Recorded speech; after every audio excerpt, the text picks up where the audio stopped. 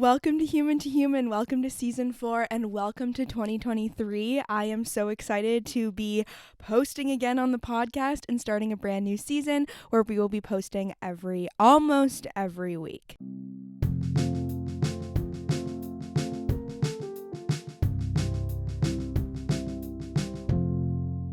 This morning I woke up and there was this idea just really present in my wake up. I had a really nice slow morning wake up and I didn't race out of bed. I actually laid in bed for a little bit before I even got my morning lemon water, which I always drink every morning. And there was this topic that I started to think deeply about, and that was healthy love versus chaotic love versus toxic love, even, if you will. And I'm reading a book that started talking just a little bit about it. It's a fiction. Actually, I don't know if it's fiction. It's called The Silent Patient. It's very interesting. It's very like psychology-y, but like also very like novel storytelling like. And when I started reading it and they started talking about how there's a difference between, and I've always kind of I haven't always known this, and that's the biggest point of this episode, is that these are things that you aren't told growing up and then you somehow have to learn them yourself, but you can be caught in this negative loop of chaotic love for a really long time unless you hear someone talk about it or you start to gather your own thoughts that there is a difference. And it's really hard to actually identify the difference between chaotic love and healthy love, because chaotic love can seem really exciting. It can seem like the highs and lows that you're quote unquote supposed to feel in life, in relationships and dating, when in reality, healthy love is the most sustainable love. It is the most fulfilling love, but not in the way that you would chase chaotic love. Chaotic love brings some sort of fulfillment, but it's like fleeting. It's like these moments are constantly, you're grabbing them, but then they're getting ripped right back out of your reach. And so I want to kind of break down the difference between these two. And it's interesting. I had Gabrielle Stone. She's an amazing New York Times bestselling author. She wrote Eat, Pray, FML. And then I brought her on to talk about, she came on for that episode for that book. And then I brought her on for the sequel. And in the sequel, that was her biggest journey in her book, was learning that the person that she's still with today is someone who she experienced healthy love with. But at the beginning of her relationship with this man, she's like, something's missing. I don't know what it is. I can't pinpoint it, but something's missing. And if you're someone who has been in a loop of chaotic love relationships, situationships, sexual relationships, you will likely feel that with, someone who is stable and secure and calm and your love is healthy, it's easy to feel like something's missing because you're not chasing chaos. And so the first thing I wanted to discuss that I kind of already touched on is that healthy love is this quiet, steady, underlying, consistent presence you have in some sort of relationship, but it can be seen as quote unquote boring. There's something missing. And that's because with chaotic love, you never know when your next dopamine hit is going to come. Really, with chaotic love, you're constantly seeking the person's attention and their affection. And it's really interesting to look at like attachment styles too, because I'll tell you basically why I got into this topic this morning. I woke up and I had a really deep dream about not an ex-partner, but about some sort of like connection with someone who I don't know. Like, when you have a dream, I will have dreams where I don't actually know the people in them, but there's like this crazy connection I feel with them in my dream. So there's like a romantic connection with someone in my dream, and I woke up, and whenever I wake up out of those dreams, I feel weird. I'm like, whoa, why? Like, you don't remember all the details of a dream, but you remember how dreams make you feel. So I didn't get out of bed right away.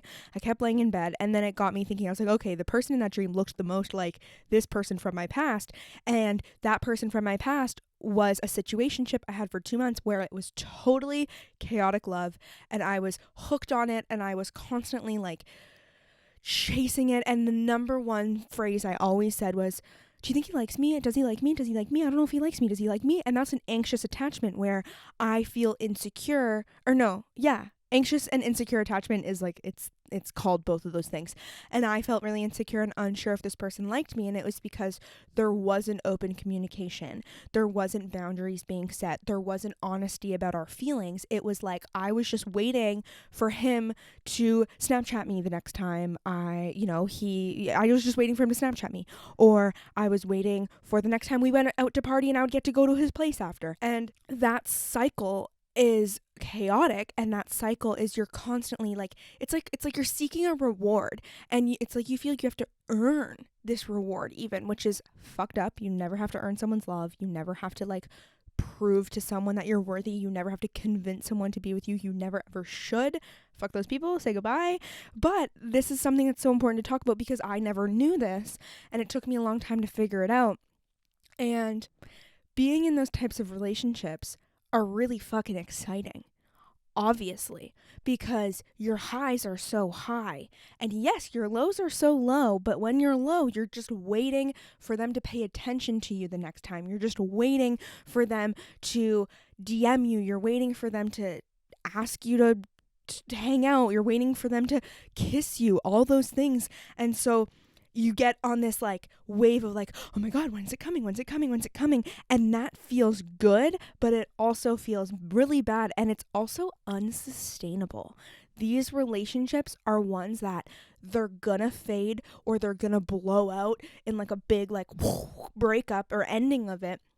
And for me, when I experienced that with a chaotic relationship, that wasn't even an official boyfriend-girlfriend relationship, when I kind of asked where this was going and he made it clear he didn't want it really to progress, I was heartbroken. Like, so fucking heartbroken. When I look back, it's like embarrassing. But it's not embarrassing because we're humans, we have feelings, we get caught up in these cycles. And I was holding so much of my worth and how I felt about myself to this person who would only give me a little bit and then take it away, and then give me a little bit and then take it away. And so your whole well-being and self-esteem is fluctuating all the time. Am I good enough? Is it me? Like, is there someone else? Would he rather like hook up with someone else? Would he rather someone hotter than me? And it's just like this swirl. I picture it as like this swirl of chaos in your brain. And this is also something I actually think I saw on TikTok, but I really do believe this, is that sometimes in chaotic relationships, people say they stay for the sex. People will be like, oh my God, but like when we hook up, it's just so freaking good. And you know, what's interesting is I just found this TikTok so fascinating. They were like, that's because that's the one period of time where that person is paying attention to you. That is the moments where this person, who typically won't give you everything you want them to give, will give you their full attention. And when you're on these high and low roller coasters, the sex is a high. So you're like, whoa, this is amazing, blah, blah, blah, blah, blah. And actually, I don't think this has to be just in terms of sex. Like, for me, like, I didn't experience anything like that, but I experienced it as like a physical like cuddling of like, I've never loved cuddling with people. It's just, I like have my moments, of course, as we all do, but like I'm not like an obsessed, like I don't want to cuddle all the time. Like I have sensory issues. I don't want someone touching me all the time. But in this period of time with this chaotic relationship, I found a safe haven in cuddling with this person. And I think it was because he never gave me emotional vulnerability, and he never gave me honesty and openness. And so cuddling was the only form of deep connection I felt with this person, the only form. And so I was chasing the next time I would get to sleep over and just cuddle throughout the whole night, which is so crazy because it just shows that when we want love so badly, we'll settle for whatever someone will give us, which is bullshit. But it's like, oh, it's so crazy. And especially when you're going through a hard time, because in this phase, I was going through a really tough time, and then this person was too.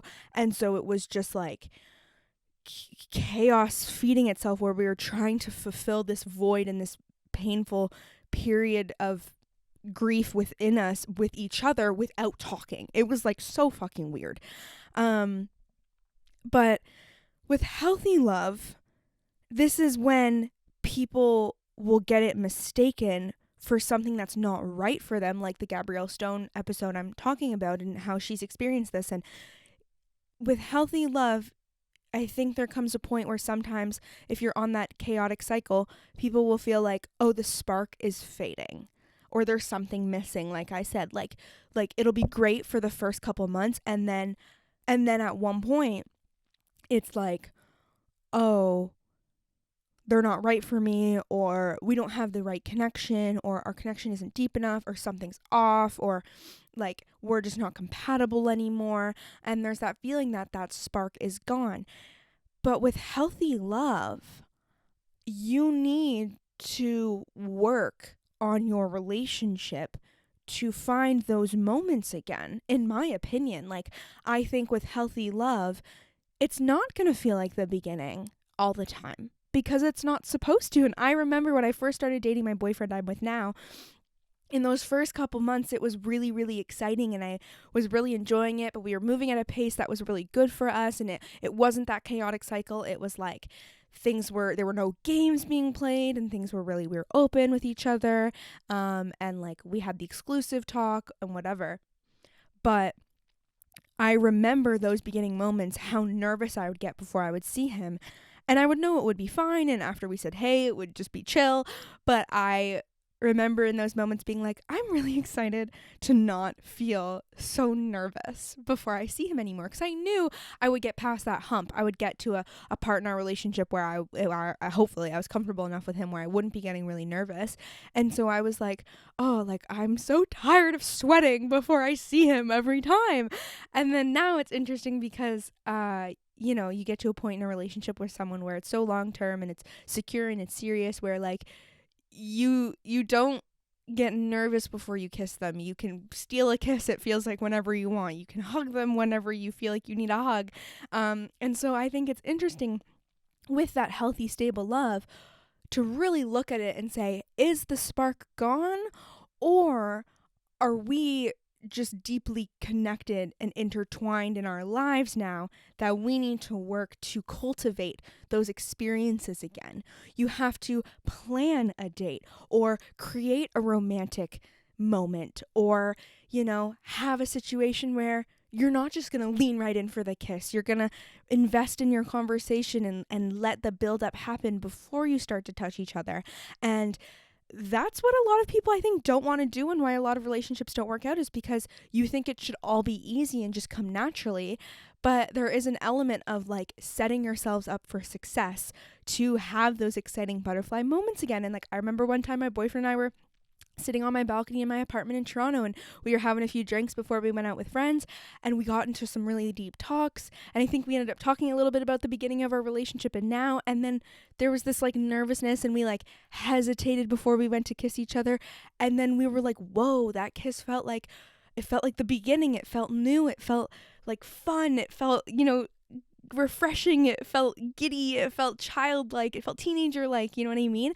And then that was a big eye-opener that it's like, okay, we can create those moments and I can feel this giddy and this fun around you just like we did at the beginning. But it's even more fun because there's this like steady love and this like secure trust that we have underlying all these experiences, and that only comes with time and building a relationship and knowing that I would rather have that security with him and have these hard conversations and work on a relationship than go to a bar and hook up with someone. You know what I mean? Like, and all the power to whatever you're doing in your life. I think there's totally different cycles and different phases in your life that are meant for different types of relationships, and it's all a learning experience. And I also have always said that I feel so great in this relationship, and I don't think I would have so much security and not question myself, because like I've been thinking like I had a single phase. I had a really long, like 2-year in university, like a great time to be single phase where I experimented and I really saw what it was like to go to a bar and kiss someone or meet someone on a dating app and go on a bunch of first dates.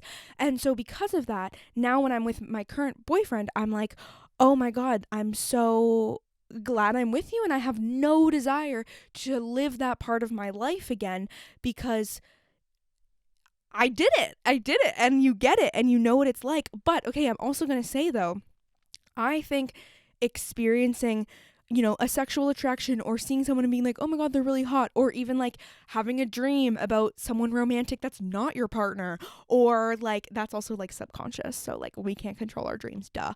But also like daydreaming and reminiscing about some sort of experience you went through with an ex. I think that's all like a human experience. I don't think that's a red flag that you don't like your current partner. I think when you have those moments where you're like, whoa, I have this whole new perspective on this experience I went through in the past with so and so, it's like you're just starting to understand yourself and your experiences better. You're not like, oh, I don't want to be with my partner anymore. Because for me, like, one time on the subway, I think I had a dream about an ex, and I ended up putting on like headphones and playing some like really nostalgic music, and I like really had a moment where I was like, whoa, okay, I'm like processing that experience again, and that had nothing to do with my current partner because he is my present. And sometimes you do need to reminisce and think through things of the past. It gives you clarity on the now. And so if there's jealousy or scaredness about those feelings, remember that you're a human being. We have animal instincts, and it's just a matter of like what you want to act on and what you don't. If you're in a relationship, and like all relationships are different though, like truly, so it's not like anything can really be said about what's right and what's wrong, but it's inside your body, you'll know. So, with healthy love, there is something to be said too about going through different cycles and phases and experiencing an ebb and flow of how often you're going on dates, how sexually attracted and not sexually attracted, because I feel like sexual attraction can fluctuate. Like sometimes, like even how I feel in my own body, if I'm exercising, I'm feeling really good about my body a lot of the time. And I, that makes me want to get freaky more often. But if, let's say, like I'm going through a phase where I'm really stressed or I'm not taking care of myself as much, those are often times where my libido is really low. And so it's very normal and healthy to go through phases of, wanting to be with your partner all the time and see them, and then also wanting to have your own space. And there's times where you want to jump their bones, and then there's other times where you're like super stressed and not feeling sexy at all. And so with healthy love, I think if you're trapped in that chaotic cycle, with healthy love, you can be like, whoa, what is wrong with our relationship? When really it's like going through the natural cycles of life, and that's normal. But I think in order to have a healthy relationship, you really need to work on yourself and work to understand your own patterns and what you value in a relationship. And I'm going to make an episode all about how important it is to have similar values in a relationship, which I'm very excited about. So that will be coming soon. But overall, I really wanted to make this episode to explain that there is this toxic nature to chasing these chaotic cycles of love, and you can break those patterns. And if there's something that feels like it's missing, journal about it. Ask yourself what you're seeking. And with healthy love, I always come back to, okay, well, how do I feel in my relationship? What makes me excited? And what makes me excited is doing life together. It's sharing our dreams with each other. It's one day living together, one day building a family together.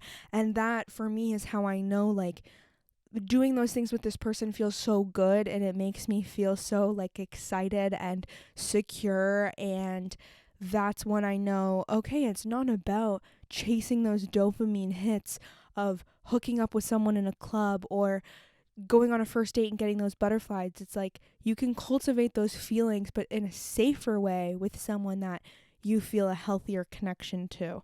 And so I challenge you to question your own habits, do some reflecting on past relationships. I hate when you get into a new relationship and there's this like experience of feeling like you have to completely forget and isolate your past to your past. Like, yes, it's important to live in the present. Yes, it's important to like focus on the now, but like what you went through before has led you to today. So when you're dating someone, you should never have to act like your past partners didn't even exist. You know what I mean? Like, of course, there's levels of privacy and respect and things that you won't share with each other, but your past experiences can give you a really good indication of your patterns and what you want to bring into a new relationship and what you want to leave in the past. So thank you so much for listening. I am so excited for 2023, for season 4 of the show. I think there's so much good stuff to come. I have so many relationship talks to share and lots of other things. So please subscribe if you want to hear more. Download the episodes, follow me on Instagram and TikTok at human2humanpod, and I will see you very soon.